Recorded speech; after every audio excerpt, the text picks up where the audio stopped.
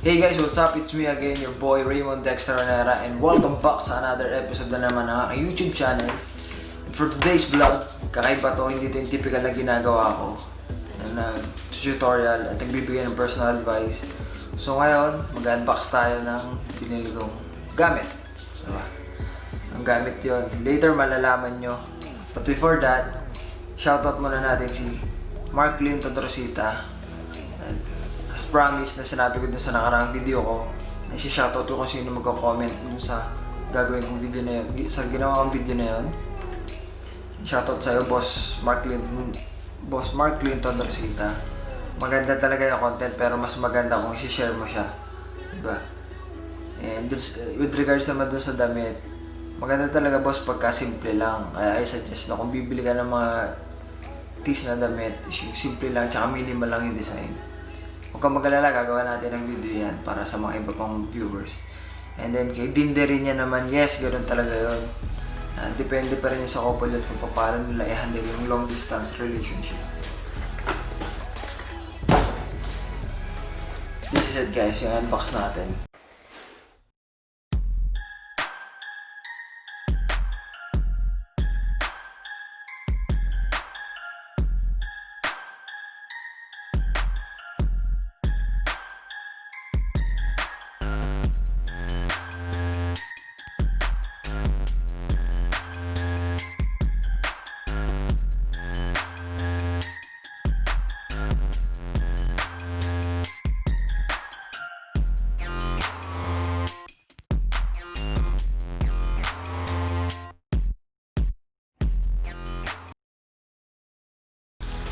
Of course, the guide may natin basahin. I guess this is the manual. Quick guide manual nga. Meron pang isa. What's this? Oops. Charger.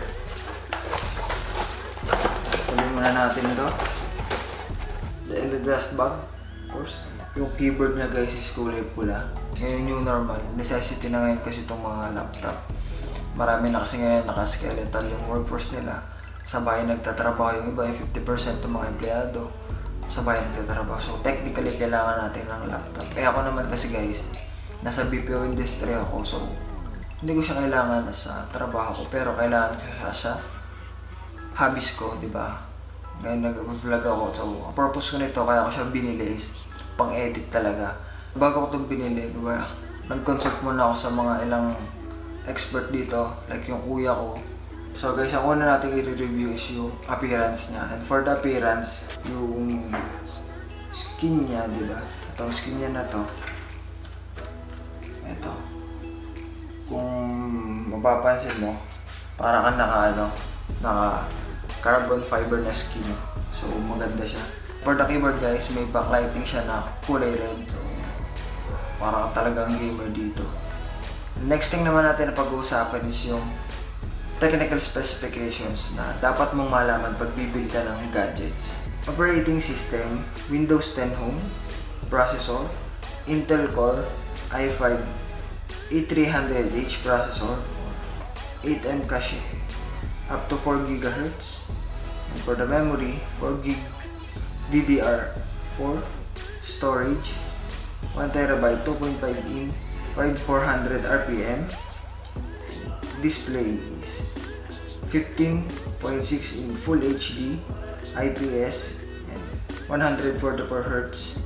And for the graphic guys, 4 GB NVIDIA GeForce GTX 1050 Ti. By the way guys, sabi pala ng brother ko, bibili daw kayo ng mga sa graphic card. Lagay nyo daw, kung sa NVIDIA, lagay nyo papansinin yung T. Yung T series daw yung pinakamaganda kasi parang ayun yung pinakamaganda version nung NVIDIA na yun, yung T series. For the network, IEEE 802.11a, BGN, and AC. Interface ports, HDMI, USB ports 2.0, USB ports 3.0, USB 3.1 Gen 1 ports, USB Type-C For the battery naman, Corsair lithium ion. And those guys are the specifications ng laptop na ito. Next naman natin pag-uusapan is yung pros and cons ng laptop na ito. Nayanan muna natin yung cons. For the cons, napansin ko guys is low start boot siya. Kung mapapansin mo kasi hindi siya naka-SSD. Kaya kung mag-start up ka ng laptop na yun, medyo kabagalan. Next is the touchpad. Mapapansin guys kasi yung ginagamit ko siya, parang ang bigat, parang medyo delay. Para sa akin hindi siya advisable kung gagamitin ko siya pang edit kasi mahirap. Kaya I suggest na gumamit kayo ng mouse kung gagamitin siya pang edit. And when it comes naman kung gagamitin mo siya sa gaming, there's a little bit of delay na napansin ako kasi 4 GB lang yung RAM niya. Parang kung gusto mo maglaro, kailangan focus ka lang muna, close mo yung mga iba mong windows na naka-open, iba mong activities, close mo muna, maglaro ka na lang muna or focus ka muna sa laro kasi parang feeling ko mahirap kasi 4 GB lang yung RAM niya. Another cons nito is yung bulky and heavy siya. Hindi siya advisable na ang gamitin mo siya as yung pang-travel kung nag-office ka man, laptop mo kasi itong gagamitin mo laptop, mabigat talaga siya. Ang timbang niya is nasa 2 kilos. And for the pros naman guys, ito siya. Good battery life. Maganda yung battery niya pero depende pa rin sa user, di ba? Kung heavy gamer ka, mabilis talaga ito matitigil. But it all depends on the user guys. Pero technically, masasabi ko lang is good battery life siya. Consistent and versatile performance. Paano ako nasabi kasi as ako, kaya ako ito binili, diba, requirement ko is for video editing, diba? So, pwede siya pang video editing, pang gaming, and then pang browsing, pwede na rin yun, diba? Another pros nito guys is yung cooling system nito. Since gaming laptop siya, mayroon na siyang cooling system, so hindi ka mag-worry na mainit yung laptop mo. At saka, na-customize mo pa siya, depende dun sa usage mo. Kung sa tingin mo heavy gamer ka o matagal mo nagagamit, naka-customize mo siya.